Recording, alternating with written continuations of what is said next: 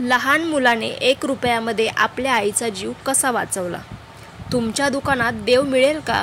5 वर्षाचा एक छोटा मुलगा हातात 1 रुपया घेऊन एका किराणा दुकानात जाऊन उभा राहिला. दुकानदाराने त्या मुलास विचारले, बाळा काय हवं तुला?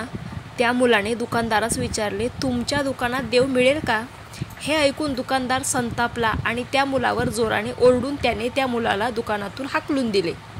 तो मुलगा दुसऱ्या, तिसऱ्या, चौथ्या, पाचव्या असे करत करत 30 ते 40 दुकाने फिरला. प्रत्येक दुकानासमोर जाऊन एकच विचारायचा, तुमच्या दुकानात देव मिळेल का?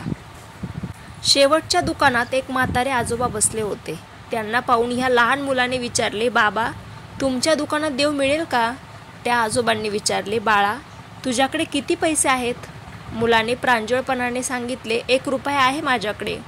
त्यांनी मुलाला जवळ घेत विचारले, बाळा तुला कशाला देव हवा आहे? तू देव विकत घेऊन करणार काय? प्रश्न ऐकून मुलाला खूप बरं वाटलं.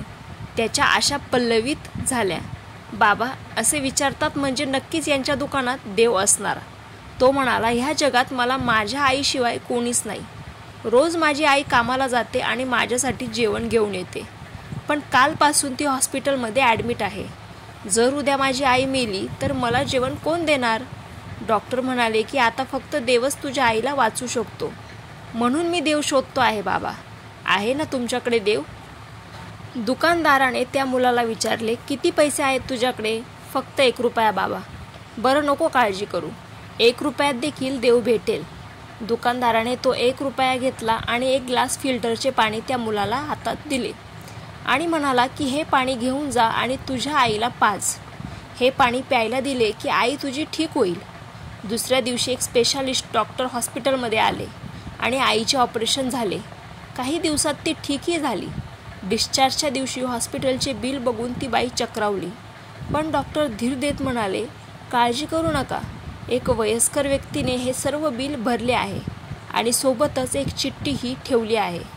चिठ्ठी उघडून वाचताच, माझे धन्यवाद मानू नकोस, मी फक्त निमित्त होतो. तुला धन्यवाद द्यायचेच असतील तर आपल्या छोट्या अज्ञान बाळाला दे, जे बाळ 1 रुपया घेऊन देव शोधत फिरत होते. यालाच म्हणतात विश्वास. देवाला शोधण्यासाठी करोडो रुपये दान करावे नाही लागत. श्रद्धा, भाव, विश्वास असला की माणसातही देव मिळतो. तात्पर्य एकच, माणसातच देव आहे आणि तो फक्त आपल्याला ओळखता आला पाहिजे.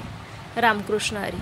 आणि माझ्या चॅनलवरचे व्हिडिओ तुम्हाला आवडत असतील तर नक्की माझ्या चॅनलला सबस्क्राईब करून ठेवा, जेणेकरून माझे प्रत्येक व्हिडिओ तुम्हाला वेळोवेळी दिसत जातील.